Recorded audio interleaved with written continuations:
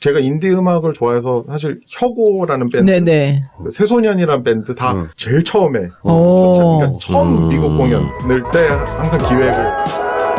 엘리? 뉴욕은 원래? 안녕하세요. 원축하는 독해입니다. 안녕하세요. 원래입니다. 리자입니다. 작고입니다. 네, 오늘 우리 뉴욕시. 네. 네, 요즘 뉴욕시에 대한 그 반응이 피드백 굉장히 좋아요. 네, 열심히 하고 있습니다. 무슨 근거를? 네, 좋아요, 알림 설정, 또 뭐지? 구독? 아니, 평소 안 하던 걸 하고 그래 왜? 네, 많이 부탁드립니다. 갑자기. 웃긴 게 그걸 갑자기. 얘기를 하면 사람들이 한대요. 아, 진짜? 그러니까 이게 사람이라는 게 되게 단순해가지고 진짜? 듣다가 좋아요 눌러주세요. 그럼 좋아요를 누른대요. 우리는 한 번도 별로 그런 얘기 해본 적이 없잖아요. 처음 해보는 것 같은데. 네. 그렇죠. 한번 기대해 보겠어. 네, 저희의 코너죠. 뉴욕시를 만나다. 오늘은 7,000 Miles 라이브 뮤직 커뮤니티의 파운더이자 공연 예술 기획 그리고 베테랑 프로듀서이자 큐레이터 준리 씨를 만나보겠습니다. 반갑습니다. 준리라고 합니다. 한국 이름은 이용준입니다. 네. 오늘 이렇게 만나 뵀는데 정말 너무 낯설지 않아요. 흔한 얼굴이에요. 동네 아저씨야 그냥? 아니야. 그런 게 아니고 정말 그 극장에서 볼 수 있는 딱 그 공연 기획자, 공연 스태프의 딱 복장과 네, 이미 장착되어 있어요. 그래서 보는 순간 굉장히 친밀감이, 내적 친밀감이 많이 생겼어요. 와주셔서 감사합니다. 초대해 주셔서 감사합니다. 네. 반갑습니다. 정말 그 외모 이게 딱 그게 묘사하신 게 이유는 알 수는 없는데 네. 연극이든 공연이든 가면 그 스태프분들은 네. 꼭 까만 티에 네. 까만 남방을 겹쳐 입어요. 모자 그쵸. 쓰고. 까만 그쵸. 모자를 쓰고 그리고 먼지 묻으면 딱 알 수 있게. 네. 일단 뒤에서 안 보여야 되니까요. 네. 그 뒤에 있는 시간이 좀 많다 보니까 좀 자연스럽게 튀고 싶지 않은 것 때문에 그런 것 같아요. 그게 그리고 뭘 입을지 생각하는 것도 너무 귀찮은 거. 네. 검은 옷을 네 아주 월별로 그러니까 일별로 갖고 계신 분들도 계시죠.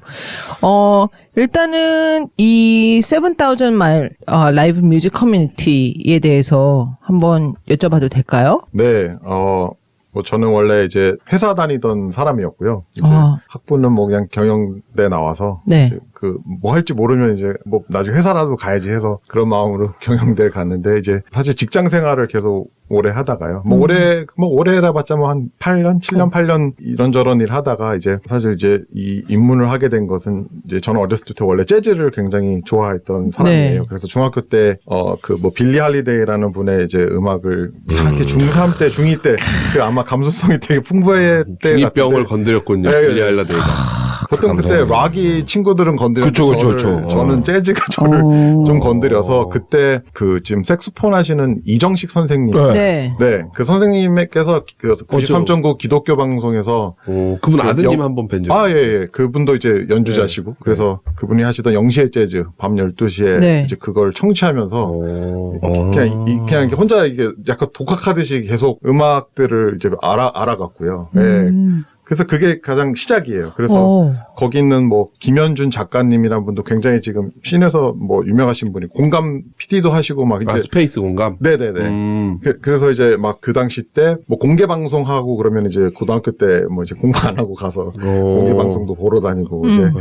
뭔가 이제 그 마음이 되게 커졌던 것 같아요. 예. 그래서 그때 당시에는 이제 음반 가게가 워낙 많았으니까 그쵸. 가서 이제 CD 하나씩 모으는 재미.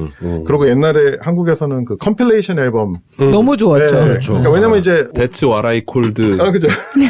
팝 뭐 이런 거. 네, 근데 지식이 없으니까 그리고 재즈는 좀 되게 좀 많이 듣는 장르는 아니잖아요. 그래서 그냥 그런 거 사서 거기 있는 사람 하나씩 이렇게 찾아서 이제 혼자 나름 이제 배워가고 네. 그러면서 이제 이 사람 마음에 드네 해서 이렇게 조금씩 더 알아갔던 것 같아요. 예. 그래서 그런 마음을 지니고 계속 살아왔고 이제 뭐 미국 와서 학교 나오고 뭐 이제 회사 생활하고 그러다가 2011년 그때쯤에 여기 뉴욕에 거주하시던 그 송영주라는 재즈 피아니스트가 계신데 네.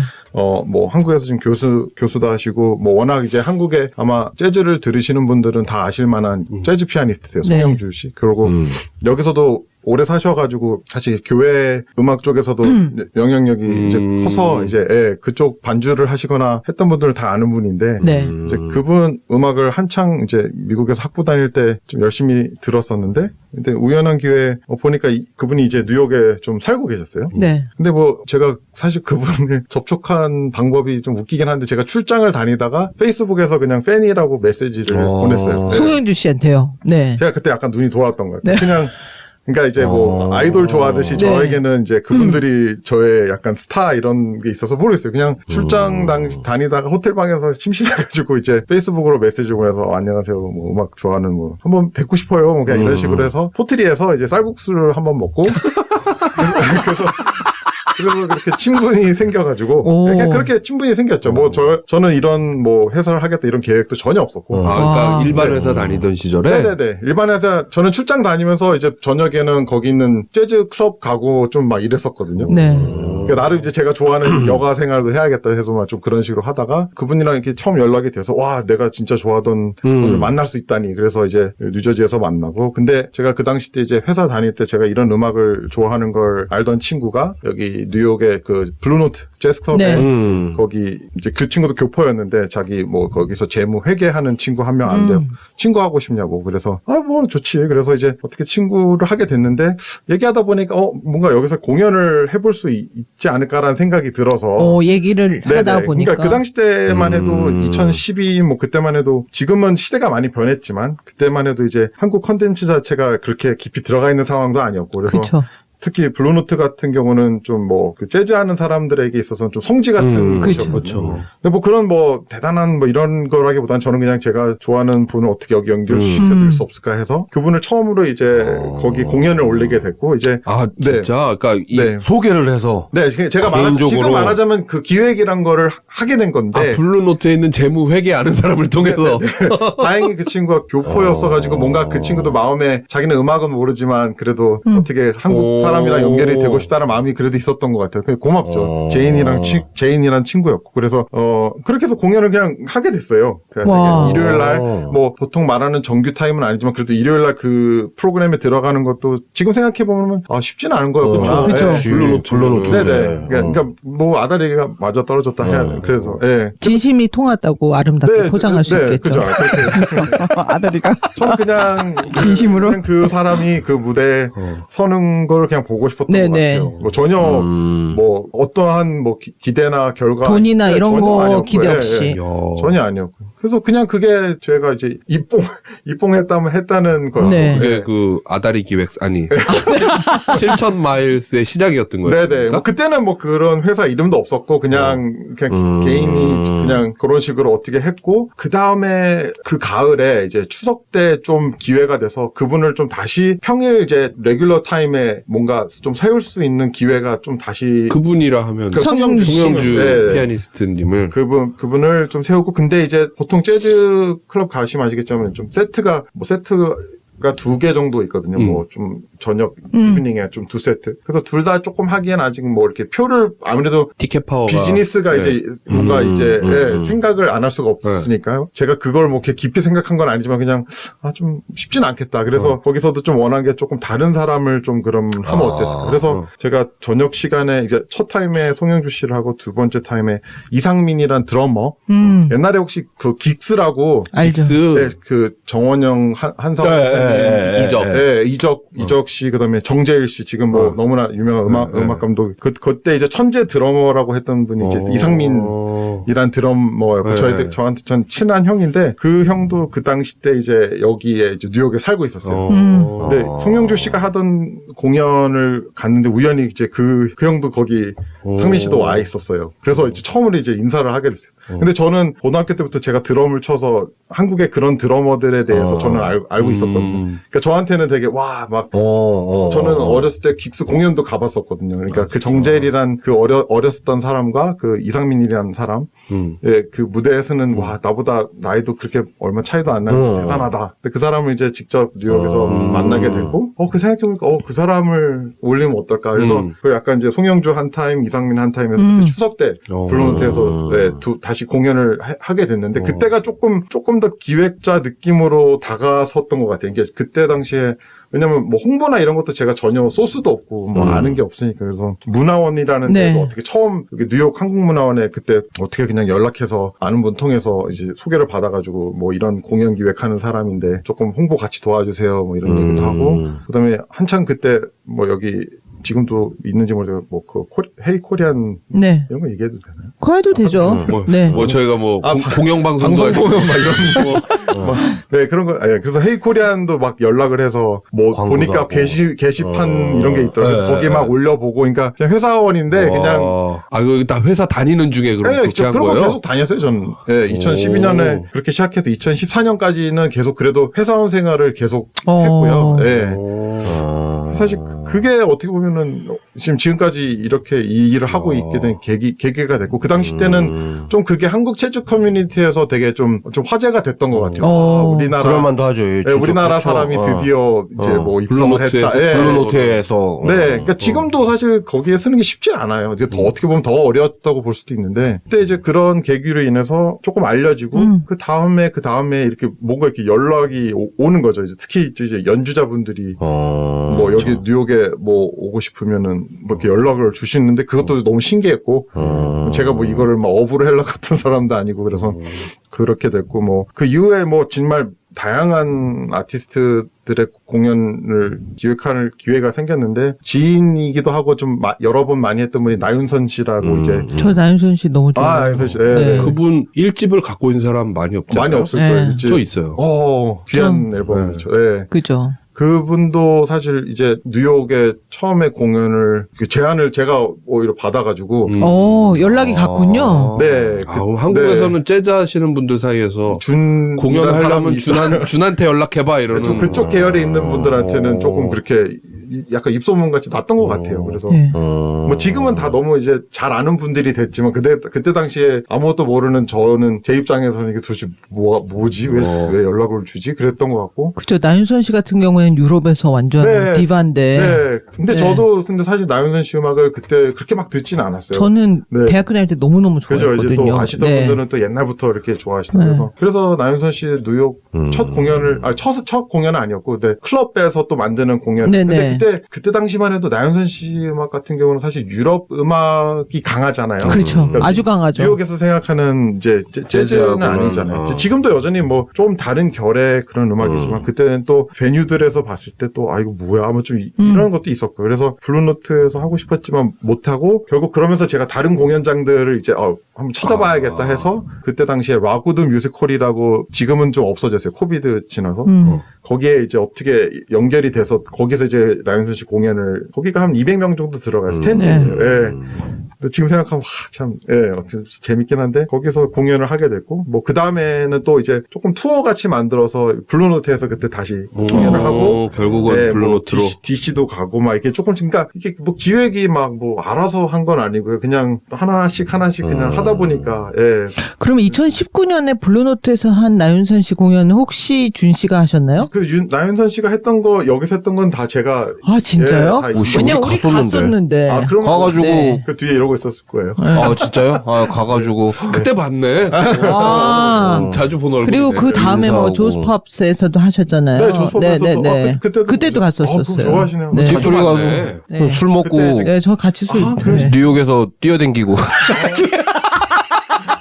그때 이제 캘리포니아 공연하고 이제 와서 조스팝 하고. 그러니까 이제 너무 제가 사랑하는 정말 누나고 네. 따뜻한 분이고, 막 격려도 많이 해주고, 그다음에 이제 뭐 올 일이 있으면은 이제 또 이제 계획을 또 해봐야죠. 그러니까 좀 그런 결의 아티스트들이 주로 제가 이제 작업했던 분들이고, 그래서 재즈는 특히 좀 아직도 제일 사랑하는 장르기도 하고. 그럼 언제 이 7,000 miles 이거를 맞아요. 만들게 되셨나요? 그러니까 결심을. 그게 평소에 읽을 때 7,000 마일스로 읽으세요. 7,000 마일로 읽으세요.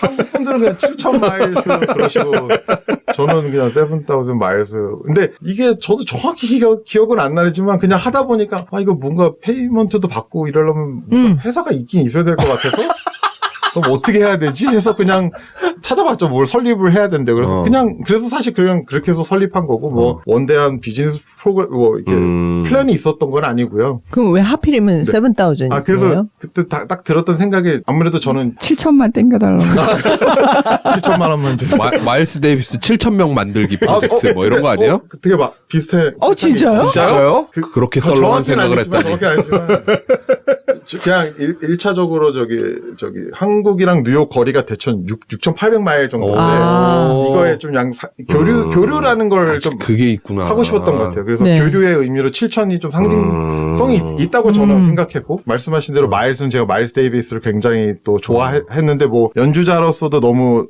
좋아하고 당연히 뭐 그냥 모든 사람이 리스펙트하는 뮤지션이지만 그분이 너무나 대단하셨던 거는 그 밑에 후배들 양성. 그렇죠. 그러니까 좋은 뮤지션들 지금 현재에 다 이제 이미 거장이신 분들을 다 그때 픽업을 하셔가지고 그렇죠. 다 이렇게 읽어내신 그 안목이 너무 멋있다. 좋게 보면 이렇게 안목으로 이렇게 읽어낸 거고 나쁘게 보면은 앨범 할 때마다 애들 갈아친 거죠.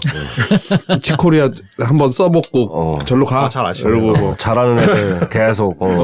네. 그러니까 근데 이제 그 자서전 이런 거 읽어보면은 또 그 음악에 맞는 그 사람들을 또 쓰셨던 거고. 마일스 데이비스 자서전 읽은 사람이 처음 만났어요. 저 책 잘 안 읽는데. 네, 그거만 읽으셨어요? 그거만. 저도 잘 안 읽는데 그거 읽었어요. 그래서 그게 궁금해가지고 그래서 거기 나온 분들 이렇게 뭐 너무 이렇게 좋아하는 분들 그 이름이 있는 걸 재밌죠. 보고 또 참 대단하다. 네. 그런 분들의 삶이야 뭐 워낙 다이나믹한 삶을 사셨으니까 그거를 본받기보다는 이제 그 안목이 좀 좋아. 그거 본받으면 안 돼요. 네. 그렇죠. 맨날 여자 바꾸고. 뮤지션도 바꾸고 여자도 바꾸고 그러면은 7,000마일이 한국이랑 미국 떨어진 6,800에서 온 약간 그런 의미 있고 이제 페이도 받아야 되니까 그런 회사를 설립하신 거잖아요. 그렇죠. 네. 네. 그러고 나니까 일이 이제 그럼 그쯤에 회사를 그만두신 건가요? 그렇게 송영주 씨 첫 공연을 하고 2년 정도를 더 다니고 이런 식으로 일이 조금씩 솔직히 말해서 그게 뭐 제 생계에 막 그런 영향을 이득이 됐다기보다는 그냥 일들이 뭔가 이렇게 자꾸 많아지더라고요. 그러니까 그게 돈이 되든 안 되든 뭔가 바빠지는 거죠. 그리고 제가 이제 아까 말씀드린 대로 뭐 송영주 씨나 이성민 씨 공연을 만들다 보니 사실 그 밴드로 모이는 그 사람들이 또 굉장히 또 지금 뭐 이 씬을 또 이끌어가는 이런 뮤지션들인 거죠. 저는 또 이제 그 한 명 한 명의 캐릭터를 또 알아가고 저 사람 공연을 하면 재밌을 것 같다 그래서 뭐 일본인 뭐 키보디스트 뭐 비규키 뭐 이런 그러니까 이런 친구들 같은 경우 지금 이제 자리를 잡고 씬에서 이렇게 왕성한 활동하는 다 이제 그런 사람들이 그때만 해도 다들 또 이렇게 또 시작하는 또 단계였으니까 그들도 왜냐면 아티스트는 또 자기의 음악을 내는 게 굉장히 이제 그쵸. 그 아이덴티티니까요. 네. 예. 그래서 그분들에게도 기회를 내가 만들어줄 수 있으면 좋겠다 해서 자꾸 그런 식으로 연결이 되더라고요. 예. 누군가는 그런 도움이 좀 필요했던 그렇죠, 것 같고. 그렇죠. 예. 특히 이제 완성이 되지 않는 뭐 완성이란 건 이제 커리어적으로 다 시작하는 뭐 20, 30대의 분들에게는 이렇게 어디 이렇게 들어가고 이런 게 그쵸. 누군가 이렇게 조금 도움 없이는 쉽지가 않죠. 지금 신도 뭐 비슷하지만 그때만 해도 뭐 소셜 미디어도 그렇고 뭐 지금보다는 아직 그만큼 이제 더더군다나 재즈는 다른 쪽은 사운드 클라우드에 뭐 곡을 올린다든지 뭐 락이나 아니면은 뭐 아이돌 음악이나 이런 애들은 귀로 일단 들으면 되는데 재즈 쪽은 공연을 해야 이게 그쵸. 이게 좋은지 안 좋은지를 알잖아요. 그러니까 재즈 쪽 연주자들은 공연 기획자가 어떻게 보면 앨범 내주는 사람보다 더 먼저 찾아야 되는 거겠어요. 어떻게 보면 재즈의 매력은 이제 그 시간마다 그 초에 그쵸. 나오는 뭐 솔로든 뭐든 다 다르니까요. 저도 전문 뮤지션은 아니기 때문에 뭐 이론적으로 이런 걸 설명할 수는 없지만 뭔가 제가 오랫동안 이 음악을 들으면서 느낀 거는 굉장히 이렇게 저희가 대화하듯이 저 사람들은 대화를 저 무대 위에서 한다는 걸 많이 느꼈던 것 같아요. 서로 주거니 받거니 솔로도 갔다가 같이 또 모여서 공통된 합주도. 주제로 같이 얘기도 하고 서로 뭐 이렇게 또 자기 할 얘기 하다 모이고 그러니까 그런 게 좀 재밌었던 것 같고 제가 거꾸로 고등학교나 그때 시절로 돌아가 봤을 때 왜 내가 이걸 좋아했을까라고 생각을 해봤는데 그때 뭔가 이제 한국 사회에서 그 한국 교육 시스템이 굉장히 빡빡하잖아요. 네. 저는 그게 맞지 않았던 것 같아요. 지금 생각하면 너무 그게 힘들었던 것 같고 그거 맞는 사람 네. 많이 없죠, 사실. 그걸 견딜지 못하는 저는 사람이었던 것 같고. 근데 뭔가 이 음악이 저한테 주는 좀 위로가 있었던 것 같고. 그냥 뭔가 자유로웠고, 뭐, 20분짜리 곡도 막 많이 듣고, 그러니까 뭐 저희 어머니한테 들려드리고 막 그랬었거든요. 엄마는 막 힘들어 하시고, 도대체 왜 이런 걸 듣냐. 뭐야, 이거. 네. 근데 저한테는 그게 뭔가, 그냥 이렇게 꽂혔다는 것 같아요. 그냥 마음이 제가 그걸 듣고 되게 편안했던 것 같아요. 그러니까 지금 와서 제 자신을 더 들여다봤을 때, 아, 나는 이런 사람이구나. 근데 어떻게 보면 그거에 맞는 그런 음악을 좀 찾아 들었던 것 같고. 그러니까 지금 잠깐 얘기를 나눠봤지만 일단 기본적으로 마음이 움직여야지 일을 하시는 분 같아요. 뭐 네. 여전히 저는 네. 특히 이 예술 쪽 일은 제가 일하는 이제 공연장이나 이 업계분들도 봤을 때는 가끔 저도 왜 다 이러고 있지라고 생각하는 경우도 많이 있습니다. 맞아요. 그러니까 기본적으로 그 마음이 없는, 그러니까 어떤 직업이든 마음이 중요하겠지만 특히 예술 분야는 이건 어떻게 보면 일하는 시간도 굉장히 늘어지고 그럼요. 길어지기도 하고 뭐 이제 해보셨지만 이게 이거를 좋아하지 않으면 과연 이 업을 할 수 있을까라고 네. 생각이 많이 들고 아직까지 남아서 이 일을 하고 있는 사람들은 여전히 제 눈에도 와, 진짜 미쳤나 보다. 약간 이런 사람들도 너무 많은 것 같아요. 예. 맞아요. 저는 뭐 리얼에스테이트 쪽에 있으면 정말 큰 돈들이 왔다 갔다 하는 분야잖아요. 근데 저도 마음이 움직여야지 일이 진행되는 사람이어서 그게 어떨 때는 일종의 파워가 되기도 해요. 그러니까 상대방은 돈으로 어떻게 하려고 하는데 나는 돈에 움직이지 않아. 약간 이런 부분들 있잖아요. 그쵸. 그러면 그게 쉽지 않은 사람으로 느껴질 수도 있겠더라고요. 일종의 파워 같이. 네. 그런 제안들이 이제 막 들어왔던 것도 있던 것 같아요. 근데 제가 막 뭐 건방지게는 아니지만 얘기하신 대로 그냥 제 마음이 움직이지 않으니까 그러니까 제가 그렇게 재즈 공연 기획도 하면서 좀 다른 이제 제안이 들어왔던 것 중에 이제 G.O.D의 김태우 씨가 네. 자기 솔로 공연을 하고 싶은데 혹시 여기서 뭘 할 수 있을까 해서 저도 웃기지만 그때 제가 또 역으로 제안했던 거 나는 그러면 밴드를 여기 있는 재즈 뮤지션으로 만들겠다 해서 여기 있는 송영주 씨 네. 이런 사람들 모아가지고 그 밴드를 만들고 나는 좀 뭔가 즉흥적인 요소가 있으면 좋겠다 네. 공연에. 그래서 그 작은 클럽에서 그 나윤선 씨가 처음 했던 그 클럽에서 또 김태우 씨도 거기서 공연했어요. 오. 근데 되게 이제 아티스트들을 봤을 때 그런 걸 또 좋아하시는 분들이 있는 것 같아요. 네. 네. 그래서 되게 즐겁게 하고 뭔가 이제 약간 아무래도 이제 그런 K-팝이나 좀 더 이제 흔히 말하는 상업 쪽에 계신 분들은 아무래도 굉장히 큰 돈이 오가고 하니까 모든 게 좀 완벽히 돌아가야 되고 뭐 어쩔 수 없잖아요. 그런 구조인데 약간 제가 좋아하는 인디 쪽이나 이쪽 재즈는 뭔가 좀 더 자유로운 영혼들이 모여서 만드는 결과물이기 때문에 뭔가 리허설도 막 너무 길게 안 해도 그냥 대충 쑥 가고 뭐 이렇게 알았지? 네, 그냥 그 전날 한 2시간 쑥 대충 보고 뭐 끄적끄적 뭐 이렇게 거기 그 종이 보면은 있는 거 그거야. 곡 순서. 맞아요. 곡 순서랑 곡순서. 뭐 코드 한두 개 써놓고 이제 뭐 하고 그거를 보고 싶어서 그런 공연을 만들었고 그 다음에 또 제가 인디 음악을 좋아해서 사실 혁오라는 밴드, 네네. 그 새소년이라는 밴드 다 제일 처음에 오. 그러니까 처음 미국 공연을 때 항상 기획을 예, 이렇게 했었어요. 그러니까 그럼 누구한테 제안을 받으신 건가요? 아니면 주님이 이게 일종의 발굴을 하신 그거는 건가요? 이제 여기 또 미국에 또 이제 약간 에이전시 같은 이제 네. 업체가 있는데 뭔가 좀 콜라보식 왜냐면 이들도 이제 그쪽 지금은 많이들 이제 더 한국 콘텐츠에 네. 대해서 알아갔지만 코비드 전 뭐 몇 년 전만 해도 네. 많은 지식이 없는 상태였기 그렇죠. 때문에 이제 좀 물어보죠. 뭐 이 팀 어떻게 생각하냐 저 팀. 그럼 그 중에서 제가 와 이 팀 해야 된다고. 그럼 좀 그래서 같이 만들기도 하고 콜라보를 좀 하게 됐어요. 예. 그러면 지금 블루노트에서 그 일을 성공적으로 해가지고 그때는 공연 기획은 뭐 셋 리스트를 어떻게 만들고 어떤 사람이 출연하고 이런 것보다는 네네. 일단 아는 사람한테 연락해가지고 여기서 날짜 잡아줘 이런 거서부터 시작을 한 거잖아요. 그렇죠.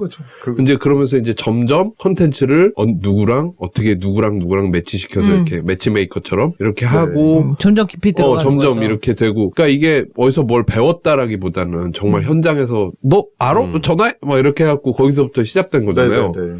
그리고 혁오랑 새소년도 진짜 좋아하는 밴드들인데 하여간 역시 언제 와 효고 언제 그러게. 그러니까. 또 오겠죠. 유명하니까. 그리고 그러면은 아예 그러면은 그때는 이미 그 세븐사우전드를 이제 만들고 나서부터요? 아니면 그때 이제 회사를 만들고, 그러니까 저는 사실 이 회사 이름이 있지만 뭐 많은 뭐 훌륭하신 기업가 분들처럼 막 이걸 키우겠다 이런 생각은 진짜 전혀 없었고요. 그냥 진짜 찐으로 제가 좋아하는 아티스트들만 뭔가를 나는 일을 만들어 보고 싶다라는 게 주였던 것 같아요. 근데 사실 제가 제 일을 뭐 계속 해오고 있지만 2014년도에 회사를 나오게 되면서 그래도 다행히 돈을 벌어야 되니까 그때 여기 뉴저지 인구르드 있는 버겐 퍼포밍 아트 센터, 버겐 팩 네. 거기서 기획일을 어떻게 하게 됐어요. 우와. 네, 자리가 나서. 네. 근데 제가 그때 조금 더 했던 건 컬처럴, 그러니까 한국 커뮤니티랑 조금 더 연결이 되고 싶어서 공연장 측에서. 네. 거기 제일 자주 오시는 분이 이문세시죠. 네, 옛날에. 저는 제 첫 공연이 변진섭 씨. 와. 네네네. 그러니까 조금 이제 좀 저도 생소한 분야긴 했어요. 예. 그때 뭐 한국에서 온 무용팀 뭐 변진섭 씨. 그다음에 근데 저는 여전히 재즈도 좋아하고 조금 뭐 약간 좀 더 인디스러운 걸 항상 좋아했던 것 같아요. 그래서 거기에 카바레 스페이스라고 해서 조그만 스페이스가 있는데 거기서 그 재즈 시리즈를 만들어 가지고 돈도 안 되지만 제가 막 거기서 한 송영주 씨도 또 네네. 거기서 공연하고 다른 뭐 분들도 이렇게 해서 공연을 만들고 뭐 어린이극 같은 것도 좀 하고 예. 좀 거기서 요것저것 해보는 기회를 가졌었고요. 그래서 그게 좀 제 처음 이제 약간 공연 관련된 직장이 거기였어요. 예. 근데 사실 그때 그 일을 하면서 대학원을 뮤직 비즈니스 쪽으로 그때 갔어요. 가신 거예요? NYU에 이제 뮤직 비즈니스. 그러니까 그 NYU 뮤직 비즈니스도 사실 가게 된 게 재밌는 게 그 2022년에 블루노트 공연할 때 NYU 뮤직 비즈니스 대학원을 다니던 한국 친구 2명, 지금 친한 동생들인데 공연을 보러 와서 그들은 이제 이걸 누가 이런 걸 만들었냐가 궁금해서 이제 저를 만났어요. 그래서 네. 저는 거꾸로 와 여기 NYU 뮤직 비즈니스 대학원생들이네. 그래서 저는 거꾸로 막 그래서 제가 사실 그 친구들한테 너 학과 정리 한번 나 만나게 해달라. 그래서 찾아갔어요. 그때 가을이었죠. 근데 그때가 한창 이제 어플리케이션 받을 때였죠. 근데 그분은 제가 학교 어플라이하는 줄 알고 이제 오라 그래. 이렇게 얘기하다 보니까 그때가 또 싸이 강남 스타일이 예. 그러니까 그때가 좀 K-팝이 뭔가 터질 때였구나. 부글부글하던 시기였어요. 그분 방에 갔는데 제가 아직도 기억나는 게 이렇게 싸이 그걸 보고 계시더라고요. 그래서 제가 싸이 뭐 우리는 한국에서 뭐 어렸을 때부터 보던 사람이고. 네, 그래서 느꼈죠. 이게 한국 거에 대한 관심이 많아. 뭐 그 전에 뭐 비도 있고 네. 이제 계속 있어 왔긴 했는데 아무래도 강남 스타일이 굉장히 좀 파급력이 컸던 것 같고. 그래서 그분께서 뭐 언제 지원할 거냐 그래서 뭐 생각하다 이번에 해야죠. 그래서 사실 할 생각이 없었는데요. 그때가 10월 11월 이때였어. 그러니까 얼리디 시절이 있었던. 네네네. 그 사실 얼리 넘어가고 이제 연초가 되면서 이거 뭐 무슨 갑자기 회사 다녀야지 뭐 대학원이야 뭐 바빠 죽겠는데 근데 그때 연초에 또 한국에서 뮤지션분들이 연락을 주셨어요. 네. 뭐 뉴욕 올 건데 공연을 만들고 왜냐면 그때만 해도 이걸 뭐 더 한 해 만에 뭐 방향도 없었고 근데 자꾸 이렇게 연락도 오고 뭔가 이제 한국의 잡지에 뭐 이 사람이 뭐 이렇게 블루노트 공연을 만들었다 뭐 이렇게 또 나오고 기분 좋잖아요. 기분이가 좋아. 내가 뭐 뭔가 된 것처럼 막 뭔가 하는 것처럼 그냥 뿌듯함이 있어가지고 그럴 거면은 공부도 그냥 레주메 상에는 전혀 음악과 관련된 게 전혀 없었기 때문에 저는 하지만 그때 블루노트 공연하고 뭐 다른 베뉴들 공연 좀 만들었던 그거 가지고 이제 대학원에 들이면서 나는 공연 기획을 앞으로 뭐 이런 식으로 하고 싶다라는 것 때문에 이제 학교에서 뽑아줬던 것 같고 예. 그래서 뭐 근데 그러면서 회사는 계속 다녔고요. 그러니까 회사 다니면서 학교 다니고 와. 그러니까 파트타임으로 이제 뭐 2년 걸릴 거 저는 뭐 한 4년 걸렸고 뭐 중간에 뭐 그만할까 말까 고민도 했었지만 그냥 어떻게 꾸역꾸역 해서 끝냈고 그다음에 이제 공연장 일을 시작하고 그다음부터는 계속 이제 공연 관련된 일들을 하게 됐던 거예요. 이거 뭐 프로젝트성으로 이제 되게 많은 거를 했어요. 그러니까 이렇게 얘기하다 보면 막 저도 더 생각이 날 것 같아요. 예. 근데 이 하신 공연 그리고 일하신 곳을 본 것 네. 중에 눈에 띄는 게 맥카럴 티에터에서 네네. 일하셨더라고요. 예. 그게 프린스턴에 있는 맥카럴. 예, 맞습니다. 네. 거기가 사실은 뉴욕으로 오기 전에 유명한 테스트. 사람들이 마지막으로 거기 갔다가 테스트하는. 가는 그런 데잖아요. 거예요? 네네. 리저널 티에터 그쵸. 네. 있죠. 그러니까 근데 맥카터 같은 경우 이제 제가 2014년 말까지 일을 했고 한 2년 정도 프로그래머, 그러니까 프로그래밍 큐레이터라고 하면 사람들이 뭔 소리냐 하시는데 보통 공연장 보면 시즌 프로그래밍 네. 하는데 네. 거기 있는 네. 공연을 다 만드는 사람들이죠. 네. 공연 기획. 예. 네. 이 사람 부르고 저 사람 부르고 딜을 해가지고. 근데 뭐 맥카터 같은 경우에는 특이한 게 이제 일반 공연장이랑 좀 다른 거는 뭐 버겐팩 같은 경우는 콘서트만 하는 데는데 네. 여기는 그 시애터 쪽이 있고 저희 같은 경우 프레젠티드 프로그램, 프레젠티드라는 말을 많이 써요. 그러니까 프레젠트 하는 그런 콘서트 공연을 기획하는 공연을 프레젠티드 프로그래밍이라고 네. 하는데 저는 거기서 이제 프레젠티드 공연을 했었고 지금 티에터 쪽은 아마 뮤지컬이나 플레이나 이쪽에 좀 네. 더 호흡이 길죠. 예, 한 달 정도 플레이를 하고 저희 같은 경우 보통 하루 공연하고 투어하는 아티스트들이 많이 이제 오는 그런 베뉴였죠. 예. 그래서 거기서 제가 한국 사람으로서 그래도 조금 한국 사람을 아니까 그래서 제가 이윤찬 씨 네네네. 예, 그렇죠. 리사이트를 또 거기 근데 참 재밌는 것 같아요. 왜냐면 거기서 저는 그 이윤찬이라는 분도 계속 저는 좀 봐왔지만 거기 있는 사람은 사실 모르죠. 예. 조성진 씨 같은 경우는 이제 시간이 꽤 됐기 때문에 그러니까 제가 버겐팩을 떠날 때쯤 조성진 씨가 좀 이제 라이징 스타였거든요. 그래서 버겐팩 공연을 그때 했었고 근데 그 또 시간이 많이 지나다 보니까 이제 이윤찬이라는 분이 나타난 거고 그러니까 저는 어찌됐건 그 안에서 계속 그분들을 이렇게 보고 있는데 클래식 쪽도 이제 뭐 하자고 제안을 했고 거기 있는 사람들 막 모르지만 와, 그래 뭐 해보자 이래서 너무 반응이 너무 뜨거웠겠어요. 그때 막 표가 뭐 10분 만에 다 팔렸어 솔직히. 네. 왜냐면 저도 거기 가려고 봤는데 못 샀어요. 근데 다행인지 그런지 모르겠지만 그게 연기가 돼서 1년 뒤에 하게 됐어요. 결국에. 맞아. 그 개인적 사정으로 인해서 그달 이 사이트를 좀 다 연기하는 일이 발생을 했는데 어찌됐건 그래도 저는 그냥 그래도 내가 그곳에 이윤찬이란 사람이 공연했던 걸 그래도 남겼다라는 좀 마음이 있고 이제 그 외에도 너무나 제가 그동안 즐겨 듣는 음악의 그런 뮤지션들 공연을 많이 했죠. 코린 베일리 레이 뭐 아마 들으시면 많이 아실 만한 그런 뭐 페리 스미스 뭐 네네. 그러니까 그 좀 기라성 같은 분들도 있고 막 라이징 스타 분들도 있고 한데 이제 그런 식의 기획을 거기서 예, 왜냐면요 거기가 오디언스 그 수준이 좋아요. 그렇죠. 네. 동네 그러니까 버겐팩보다 훨씬 나요 거기가. 극장도 훨씬 좋지. 극장도 훨씬 뭐 나요. 역사도 훨씬 있고 캠퍼스도 네. 이쁘고 뭐 제가 아마 뭐 거기 이사 가고 이랬으면 더 그쪽 일을 할 텐데 사실 여기서 굉장히 멀거든요. 멀죠. 그죠. 그 출퇴근은 하긴 좀 매일 안 해도 이거는 뭐 그 60마일 넘는 네, 그렇죠. 한 시간만 2시간이 걸리는 거리를 일주일에 한 3-4번씩 왔다 갔다 하고 하니까 힘들다. 그래도 회사 이름이 7,000마일인데. 아니 이름 따라. 야, 맥카터. 거기서 또 저보다 일하셨구나. 알고 계신 분들. 네. 그러니까 그 전에는 사실 썸머 스테이지라고 센트럴파크에 있는 페스티벌에서 한 6-7년 정도 일을 했고요. 네. 거기서도 네네네. 그러니까 저는 이제 제 7,000마일스, 7,000 마일스로 정말 제가 하고 싶은 그 일들을 하면서 근데 사실 그걸로 인해서 이제 사람들을 더 어떻게 알게 되잖아요. 뭔가 그러니까 제가 관심 있었던 거는 사실 아티스트들이 저가 관심이 있었고 그러니까 지금 와서 보면 제가 약간 아티스트 매니저 같은 역할을 많이 했던 것 같아요. 근데 그게 꼭 뭐 코리안 아티스트 매니저분은 운전하는 거잖아. 한국에서 7,000마일. 한국에서는 그렇지만 그쵸. 여기서는 조금 그래서 다르지. 뭔가 이제 그런 그냥 기회를 만들어주는 거.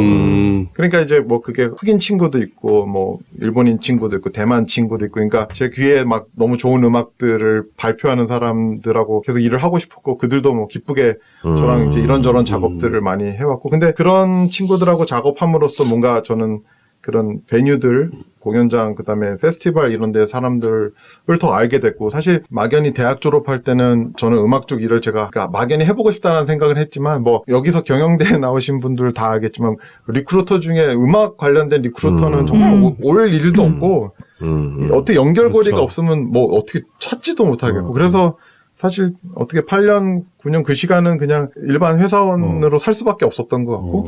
근데 말씀을 들어보니까 이게 인생의 그 일과 모든 게 그냥 자연스럽게 그쪽으로 이렇게 쉬프트해서 갔던 것 같아요. 그냥 근데 이게 어렸을 때부터 근데 좋아했던 게 계속 이렇게 좀 쌓였다 그럴까요? 예, 뜻이 있으니까 길이 생기네요. 그죠. 그 또 길이 뭐 났는데 길인지는 모르겠는데요. 7,000마일인데 길이 생기지. 없던 길도 생기겠다, 씨. 그러면은 썸머 스테이지 얘기를 잠깐 해보면은 그게 센트럴파크에서 여름 동안에 하는 썸머 스테이지잖아요. 뭐 옆에 섹스피어 뭐 그런 공연도 하고